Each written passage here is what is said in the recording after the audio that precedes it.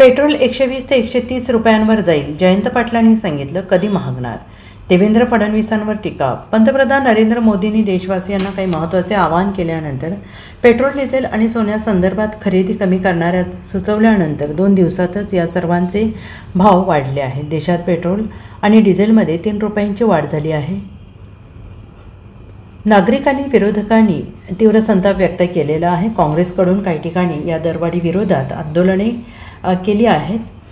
आता या देशातील या आर्थिक परिस्थितीवर महाराष्ट्राचे माजी अर्थमंत्री जयंत पाटील यांनी भाष्य केले. आज 96 रुपयाला मिळणारा डॉलर महिन्याभरात 100 रुपयांवर जाईल, तर महिनाभरात पेट्रोल 120 ते 130 रुपयांवर जाईल, अशी धोक्याची घंटा जयंत पाटील यांनी यावेळी वाशिममधील पेट्रोल पंपावर ड्रम घेऊन मारामारी सुरू असल्याचंही सांगितलं. कोरोनाच्या वेळी एकदा लॉकडाऊन झाला होता, आता आपोआपच लॉकडाऊन होईल अशी परिस्थिती आहे, असं म्हणत जयंत पाटील यांनी भविष्यातील अडचणी आणि धोके सांगितले. ईश्वरपूरमध्ये शेतकरी नेते रघुनाथदादा पाटील यांच्या अमृत महोत्सवी अभिष्टचिंतन सोहळ्यात जयंत पाटील बोलत होते. देशाच्या गृहमंत्र्यांनी 15 दिवसापूर्वीच आपल्याकडे 6 महिने पुरेल एवढा पेट्रोल डिझेलचा साठा आहे असं सांगितलं होतं. त्याला अजून महिना झाला नाही, तोवर देशाच्या पंतप्रधानांनी खर्च कमी करण्याच्या सूचना देशवासियांना केल्या. अशाच पद्धतीची भूमिका 2013 साली आर्थिक परिस्थिती काठावर आल्यामुळे तत्कालीन पंतप्रधान मनमोहन सिंग यांनी घेतली होती. यावेळी आत्ताच्या मुख्यमंत्र्यांनी देशाची आर्थिक परिस्थिती डबघाईला आलेली आहे अशा पद्धतीचं ट्विट केलं. मात्र तेच मुख्यमंत्री आज पंतप्रधानांनी केलेल्या आवाहनाची थट्टा करू नका असे ट्विट करत आहेत, असे म्हणत जयंत पाटलांनी मुख्यमंत्री देवेंद्र फडणवीसांना सुद्धा लक्ष केलं आहे. आता पंतप्रधानांनी आपला कॅनवा कमी करत 2 गाड्यावर ताफा आणला आहे. महाराष्ट्राचे मुख्यमंत्री दुचाकीवरून फिरायला लागले आहेत आणि त्यांचं अनुकरण महाराष्ट्रातील सर्व मंत्री करतील आणि सर्व मंत्रिमंडळ दुचाकीवर येईल अशीही अपेक्षा करूया, असं जयंत पाटील यांनी म्हटले.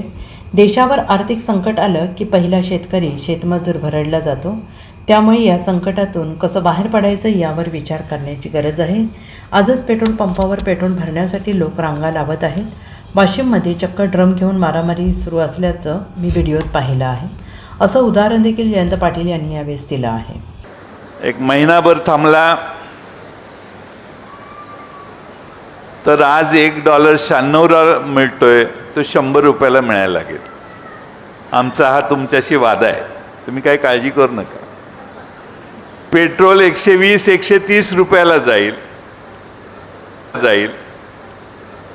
आत्ता मी मोबाईलमध्ये बघत होतो, वाशिमला अकोला नाका म्हणून जागा आहे, तिथल्या पेट्रोल पंपावर पेट्रोल डिझेल घ्यायला लोकांची रांग लागली आहे.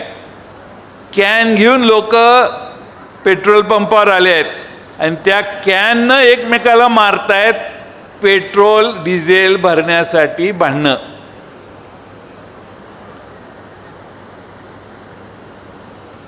एकदा लॉकडाऊन झाला कोरोनाच्या वेळी, आता आपोआपच लॉकडाऊन करायची व्यवस्था होते का काय याची मला भीती वाटायला लागली. राज्यामध्ये, देशामध्ये काही दिवसापूर्वी देशाच्या गृहमंत्र्यांनी भाषण केलंय, अपने पास 6 महीने का कोटा है, पेट्रोल है, डीजल है, गैस है, डरने की कोई बात नहीं. 15 दिवसाआधी केलं. महिना झाला नाही तर त्यांचा नेता सांगायला लागला,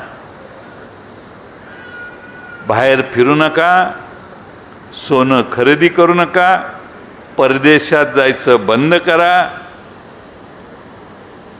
बाकीच्या सगळ्या गोष्टी. अशाच भूमिका 2013ला मनमोहन सिंगांनी घेतलेली होती. जरा आर्थिक परिस्थिती काठावर आल्यावर त्यावेळी आपल्या राज्याच्या मुख्यमंत्र्यांनी ट्विट केलेलं होतं की देशात आर्थिक परिस्थिती थकलेली आहे, वाईट परिस्थिती यायला लागली, अशा अर्थाचं ट्विट 2013ला केलेलं. आज तेच म्हणतात की पंतप्रधानांनी जी घोषणा केलेली आहे त्याविषयी कुणी काही थट्टा करू नका. थट्टा कोणीच करत नाही, पण मंत्र्यांच्या मागे 10-10, 15-15 गाड्या फिरतात, लोक आपली बघत बसतात, इकडून तिकडे मंत्री जातात. आता एक मंत्री गेला तर दुसरा मंत्री व्हायला तयार असतो. त्यामुळे मंत्र्यांच्या जीवितासाठी 5-5, 6-6 पोलिसांच्या गाड्या ठेवायची काही गरज नाही. एक बॉडीगार्ड, एक पोलीस बस. जर सगळ्याच पैशाची बचत करायची असेल, पेट्रोलची करायची असेल, अन्नधान्याची करायची असेल, तर स्वतः कृतीतून आणून, पंतप्रधानांनी देखील 2च गाड्यांवर ताफा आणलाय असा एक टीव्हीवर व्हिडिओ बघितला मी त्या दिवशी. त्यांची गाडी आणि मागे एक गाडी. आणि मला अपेक्षा आणि खात्री आहे की राज्याचे मुख्यमंत्री देखील त्यांच्याच गाडीतनं फिरतील.